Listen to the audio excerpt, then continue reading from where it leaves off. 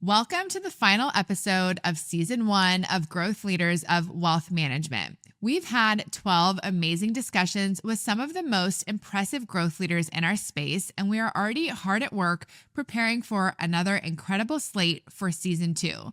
I wanted to take this final episode to highlight some of the growth insights that I found particularly powerful. So join me on today's season finale of Growth Leaders of Wealth Management.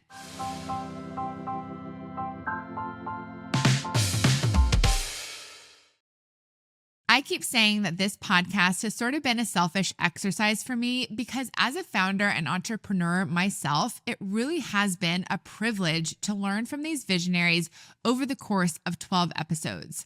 FICOM is hyper-focused on growth, and there's no doubt that the lessons I've taken from my interviews will impact the future trajectory of how we help our clients reach their exponential growth goals. My hope is that those of you building your firms have found the same value. We've discussed everything from succession planning and developing next-gen talent to digital marketing strategies and scaling infrastructure, and so many other impactful growth levers that I just don't have time to name them all. While there are an infinite number of insights that our first season growth leaders have left us with, for this final episode, I'm narrowing the field to 5 insights that have been particularly impactful for me. 1, the power of a clear and focused company vision. 2, alignment of product, marketing, and client success. 3, digital marketing does work for high net worth prospects. 4, the importance of purpose-driven marketing. And 5, leveraging advisors for exponential growth. Let's kick things off with the power of a clear and focused vision. Based on what I heard over and over again from our Season 1 growth leaders, I believe this is one of the most important drivers of growth. A clear and unifying vision is the heart and soul of a business and anchors all strategy. A focused vision keeps a business committed to doing only the things that are aligned to the vision and staying disciplined to not doing the things that aren't. When things get hard, when decisions need to be made, knowing what you're working toward and why makes everything easier. Sharing a common goal brings everyone together, and you have a North Star to look to even when the path ahead seems unclear. Truthfully, all of the firms highlighted this season have specific and unifying visions for their businesses.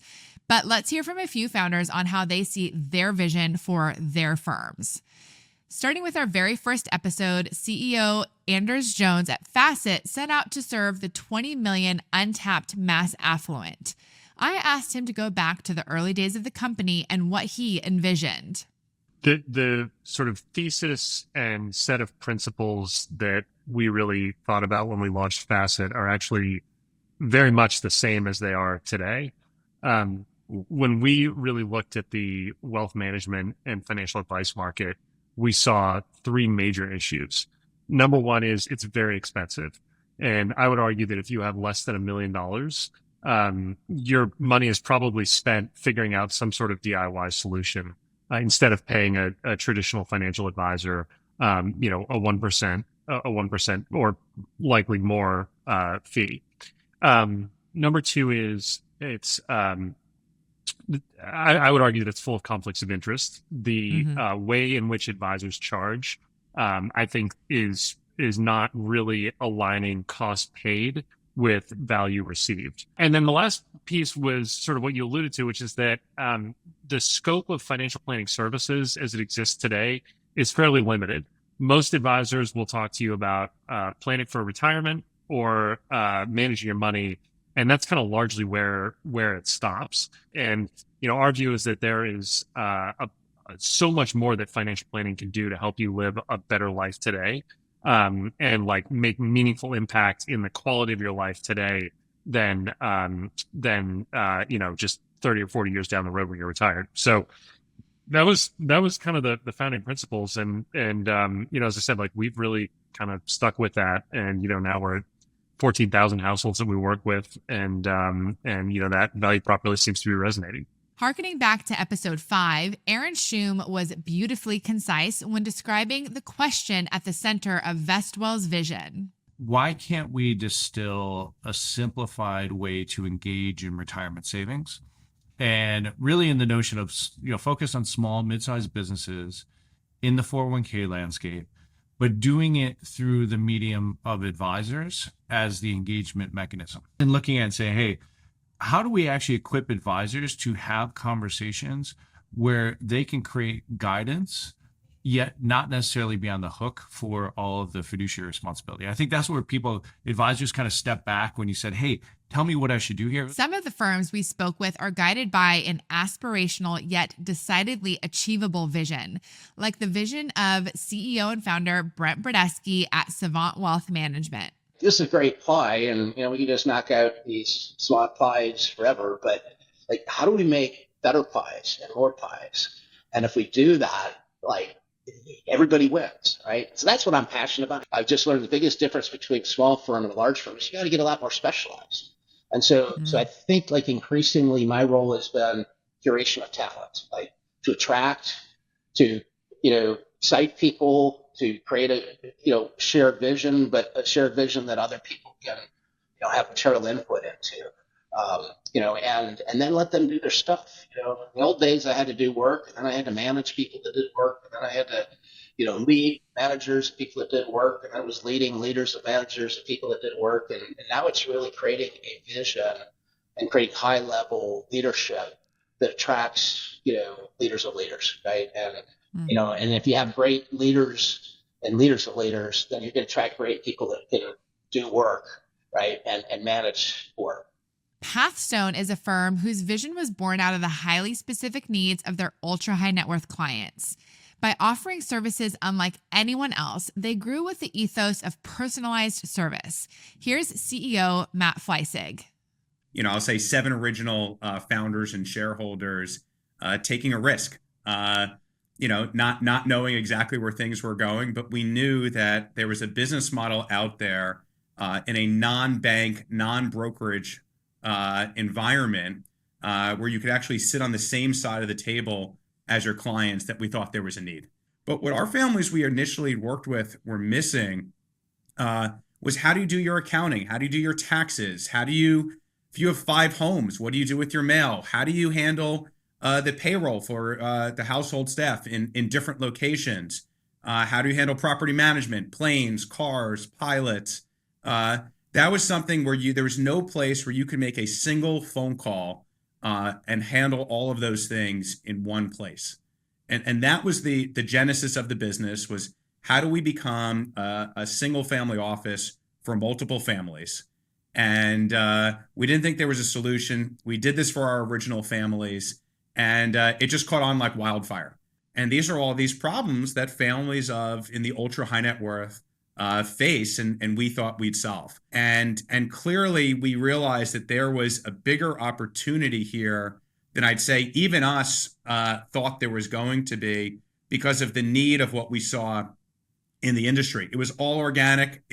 We're a culture of service. So the way more clients were coming was by word of mouth. There was no advertising. There was no marketing. Like today, there's no digital advertising. This was an old-fashioned relationship business that we delivered incredible service that attracted new clients to come. At Apex, their vision is a unifying force for their company of over 900 employees. CEO Bill Capuzzi takes every opportunity to emphasize and reinforce what he calls the pitch. One of the things I talk to my team about the pitch, you got to solve a hard problem, right? So and what I mean by that is ask questions of the client, right? Of the prospect that we're talking to, is like, hey, what is the hard problem that we're trying to solve for you, right? At a really broad level. And it's kind of become lore across the organization at this point that people are ready to answer that, actually want to answer the question. And the purpose of Apex is very simply, as this platform, so think sort of custody platform, how do we help every person on this planet invest in their future? Right. That was the mantra we started, now a little over 12 years ago. The cool part for me is the purpose of the company has literally not changed a word. So for all of you growth leaders listening to this podcast or watching it on YouTube, do you have a clear vision for your business? Is it written down and explicitly understood by all? If so, that's amazing. If not, it's always a good idea to make sure that big why is clear to you and everyone is working together to make it a reality. All right, on to the next important insight from season 1 of Growth Leaders of Wealth Management, and that is having a tight alignment between product, marketing, and client success. I first noticed this trend during the Altruist episode.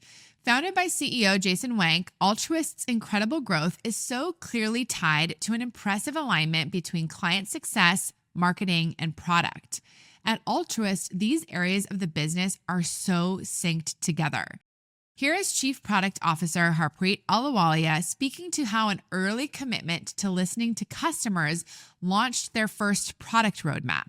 We always wanted to be a software firm that was solving, the core problems that RIAs face, and we interviewed a lot of RIAs at the beginning, and also did surveys, and I think we learned that there were sort of 3 main problems that they had. One was just the very manual and paper-based process of onboarding clients.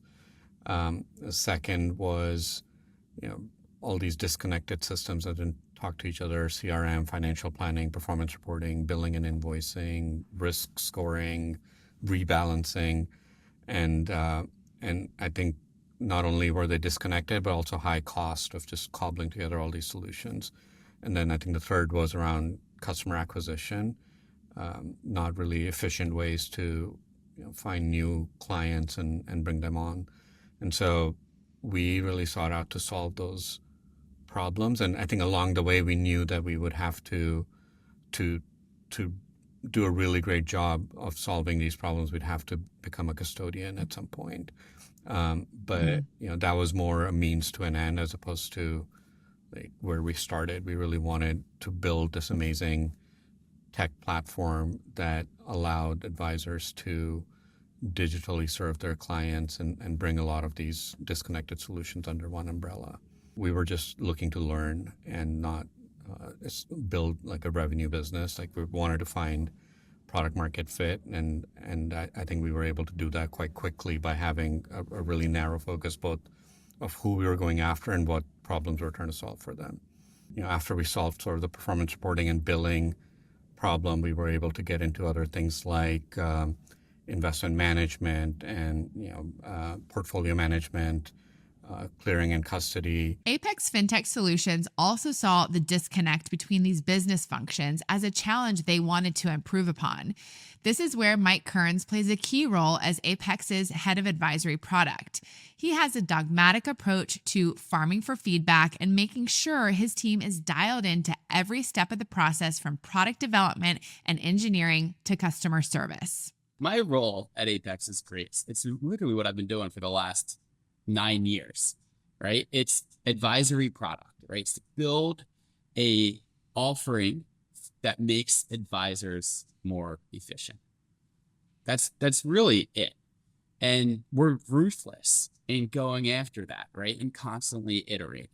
And the role encompasses everything from the experience we have for our internal tools, which we're massively improving, and we're investing a lot of money into it. If you look at our integration partners, right, from a product standpoint, I get to work on them, and it's one mission statement: to make it seamless for an advisor to work with us. Our tools are their partners.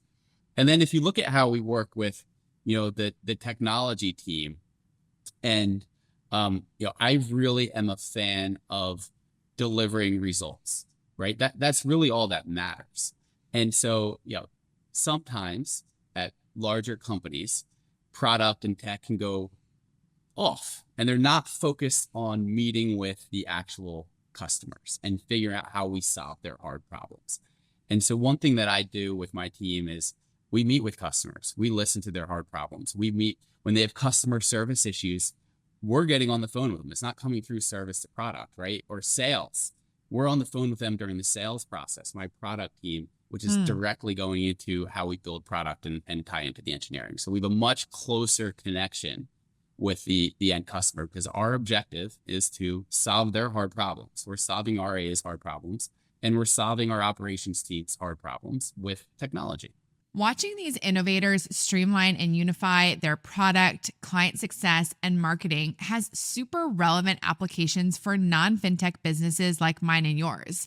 When you're making decisions about your service models, client experience, fees, the content you're creating for prospects, how you're communicating with clients, potential acquisitions you may make to expand your services, none of these decisions should be made in isolation. Keeping all the key areas of the business in alignment and in support of one another ensures greater efficiency and better outcomes. Switching gears to our next highlight from the season, I want to draw attention to some of our firms that bucked conventional wisdom and found incredible success. There is a pervasive myth in our business that it's not worth investing in digital marketing when you want to reach the ultra high net worth clients. I cannot tell you how many times I've been speaking at a conference and I'm questioned about the effectiveness of marketing to the affluent and ultra affluent market. Whether in response to our strategy or research, I always get pushback that proactive marketing just doesn't work with wealthy clients. But we see the exact opposite in the work we do with our clients, and it was hugely validating to hear the same from our growth leaders. In 2024, everyone is online and using the internet to compare services, including the very wealthy. Rob Morrison, Chief Experience Officer at Savant, is someone who was initially skeptical of digital marketing, but Savant still took the risk and found unexpected results. We're really beginning to get some traction with we have a centralized call team. We call our client discovery team. We put a lot of resource and energy into digital marketing, and that engine is really starting to develop leads and get smarter about curating those leads and then making effective handoffs with advisors. And so, when we go into a new market, we're able to turn on that market in that geography. And we're having, to me, it's a surprising amount of large wins from those efforts. So I would have theorized going into this a few years ago that we'd get smaller on average client, and we're not seeing that.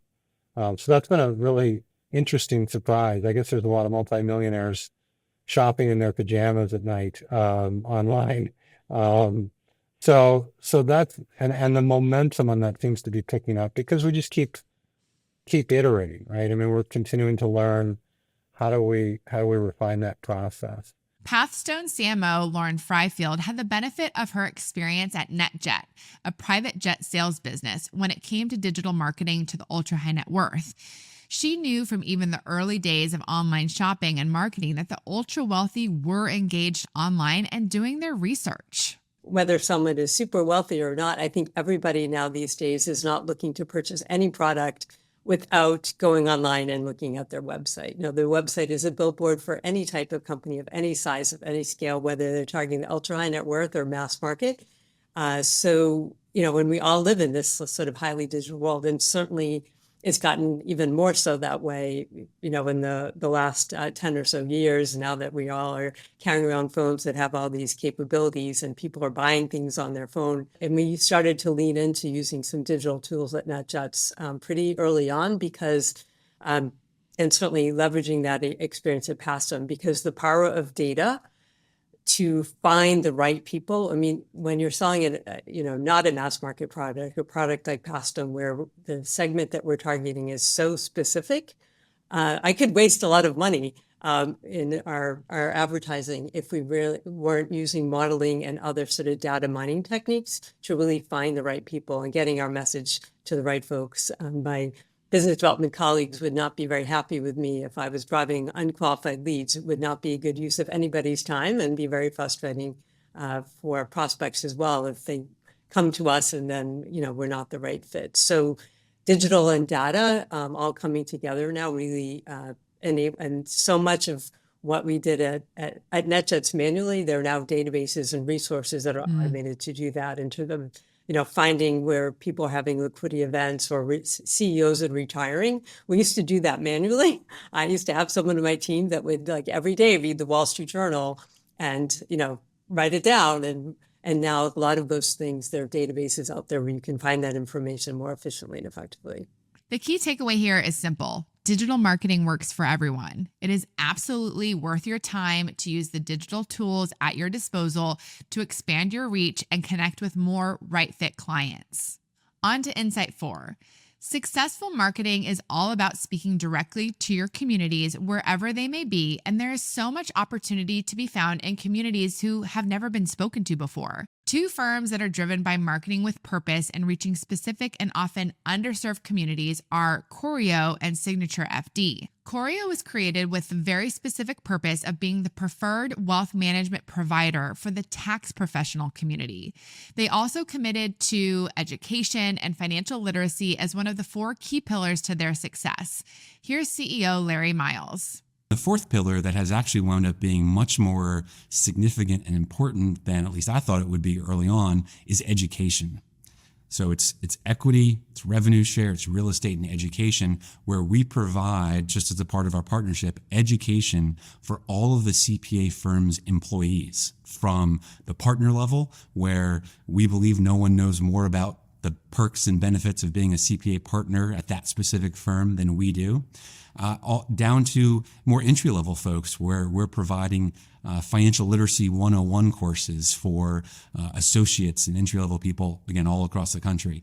And so that too breeds partnership. It fosters trust. And okay, well, maybe these Choreo folks can not only help our employees and our teammates, but they can help our clients. Signature FD is also a standout when it comes to purpose-driven marketing, with their purpose coming from serving and leaning into the 8 distinct communities they've identified. While these communities cover the usual suspects of wealth management prospects like lawyers and veterinarians, they also cover groups who have been historically left out of financial services like women and people of color. CMO Crystal Mathis developed the Net Worthwhile campaign so potential clients can find their community through their website. Here's Crystal on the future value of tapping into a communities-based approach. We're leaning into our communities. You talked about it a little bit. You're like, hey, how do you reach this? You're really passionate about reaching some of the newer wealth and some of these new audiences. This is an industry that has served a very specific set of people for a very long time. And I want to shift that. I want to change that. I want to see how that looks different. We've got money transferring to women. We've got money transferring to a younger generation that believes inherently differently than even I do. And I don't consider myself extremely old. And so I want to see what that looks like. And I think our communities has the power for that. We have these communities which service essentially, sub business units, client segments, and SIG Women is one. But another thing is that we are based in Atlanta, and this is a place where a lot of Black wealth is as well. And I know that hasn't been a segment that has been highly served because there's not a lot of generational wealth. But we're now getting into a generation of African Americans who have been able to accrue a certain salary and a certain wealth. And I think our communities is a great place to kind of start seeding into some of those newer audiences in a really, really authentic way. Okay, we've come to our final key characteristic of our growth leaders this season. Some of our top performers have mastered leveraging their advisors for exponential growth. Advisors Excel Wealth Management, Merit, and LPL all foster their advisors as individual growth channels. By doing so, they have created an entrepreneurial culture that empowers exponential growth driven by advisors versus driven at the corporate level. Of course, this is done with a high level of support and intentionality. Chief Strategy Officer Matt Newman at Advisors Excel highlights how this approach leads to massive growth.